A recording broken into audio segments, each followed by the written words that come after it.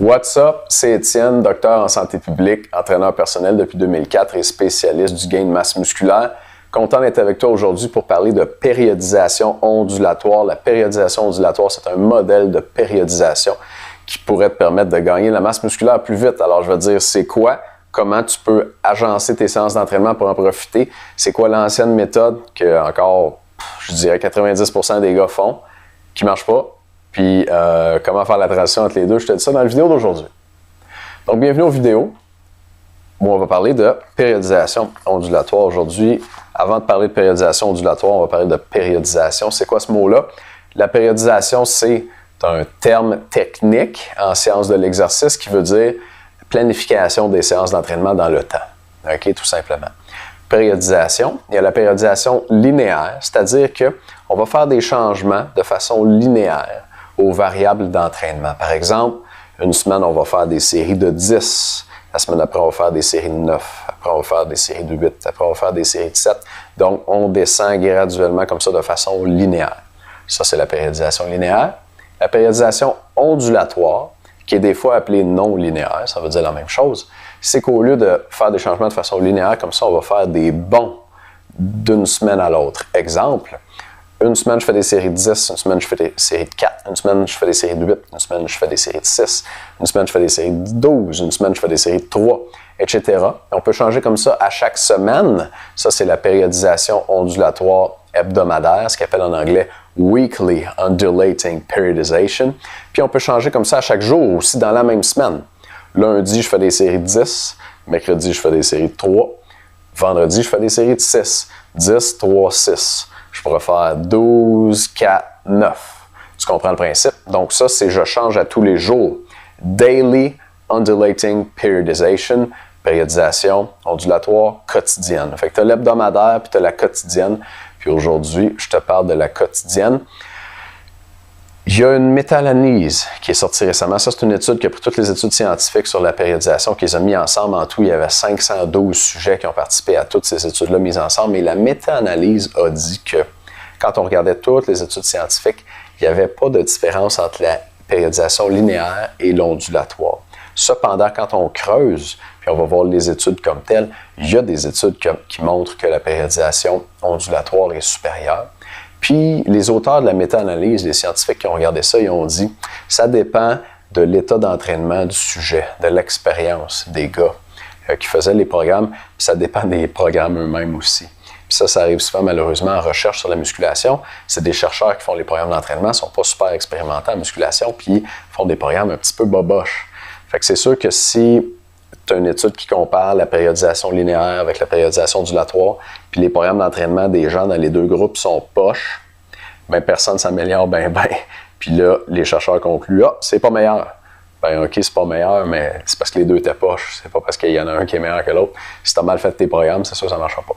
Fait que là, je simplifie, mais j'y crois beaucoup, moi, à la périodisation ondulatoire, parce que ça a bien marché pour moi, puis aussi parce que c'est utilisé sur le terrain. Puis il y a des coachs qui disent que ça marche bien, entre autres le fameux Mike Tusher, dont je te parlais dans mon dernier vidéo, un des seuls athlètes de powerlifting aux États-Unis à avoir gagné les championnats du monde en powerlifting dans les dernières années, et un gars qui s'est mis à coacher des athlètes en powerlifting et qui a amené, si ma mémoire est bonne, 12 athlètes au championnat du monde. Donc, lui, il sait de quoi il parle, puis il fait de la périodisation ondulatoire, ce gars-là. Fait que pour ton entraînement, si tu es un gars qui est habitué à faire 3 séries de 10, okay? Puis ça, c'est probablement le plus grand classique en musculation, là. Je rentre au gym, je me mets sur le bench press, je fais 3 séries de 10, puis ça fait 5 ans que je fais 3 séries de 10, puis je gagne plus de masse musculaire. Puis les gars qui sont dans cette situation-là, moi j'en ai vu dans des gyms longtemps, là, le gars, je commence à m'entraîner là, il rentre au gym, fait toujours son bench press, puis 3 ans plus tard, il fait encore son bench press de la même façon, puis à l'œil, il a pas l'air d'avoir gagné bien de masse musculaire. Ben, c'est pas surprenant, il fait tout le temps la même chose. Une des choses qu'il pourrait faire pour s'aider, c'est de faire varier son nombre de répétitions. Puis si c'est ça que tu fais, je t'encourage à le faire. Au lieu de faire 3 séries de 10 le lundi, 3 séries de 10 le mercredi, puis 3 séries de 10 le vendredi, exemple, tu peux faire 10, 4, 7. Là, comme tu vois, là, il y a un bond de 3 en chaque.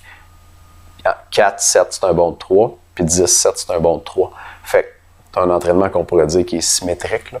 pas absolument besoin de l'être, mais c'est sûr que si tu fais 10, 4, 9, ton 9 il ressemble beaucoup à ton 10, on veut varier le stimulus d'entraînement.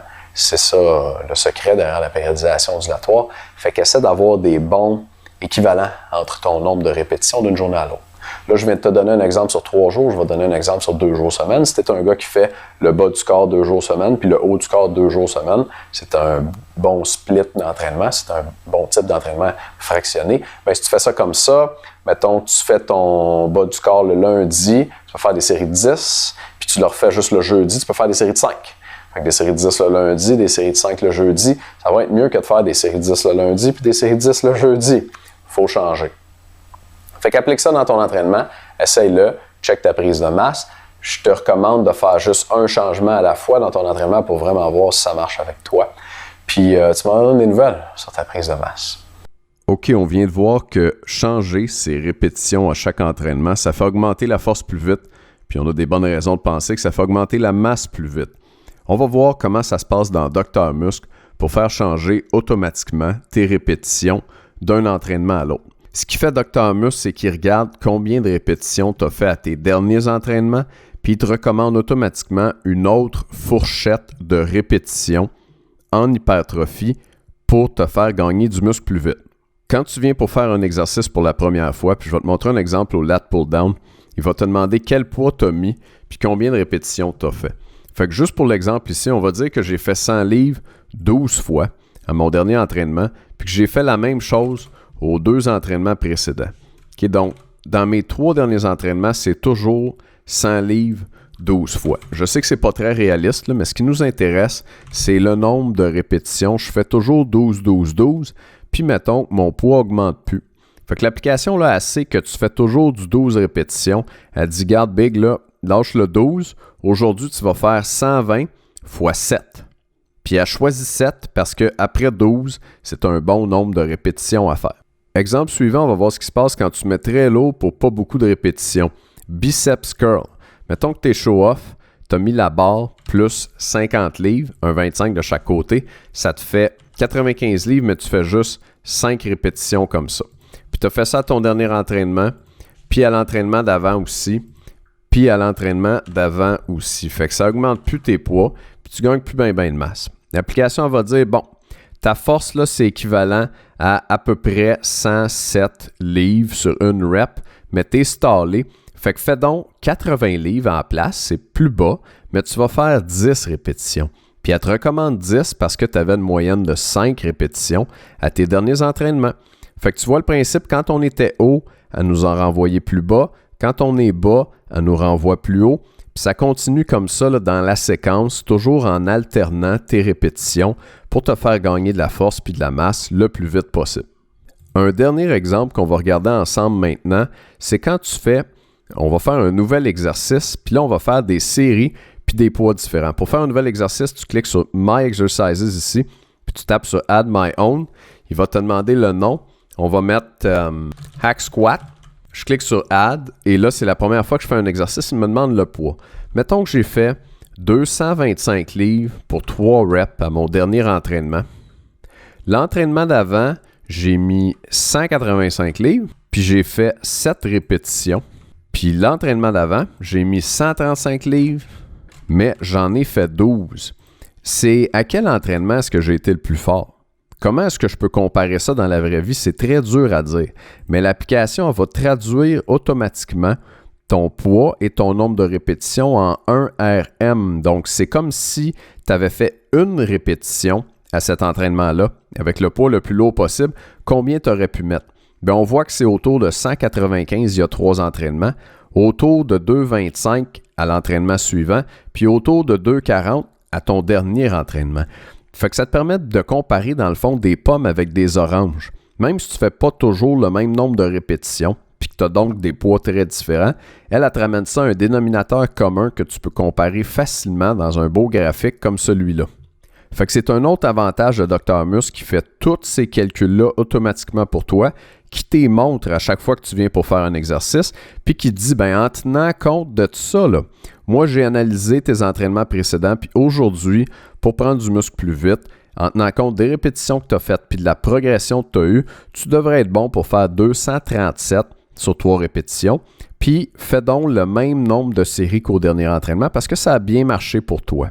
Fait que tu fais begin, ton poids, tes répétitions sont déjà écrites. Si tu veux les changer pour une raison ou pour une autre, tu le fais en tapant facilement sur plus-moins.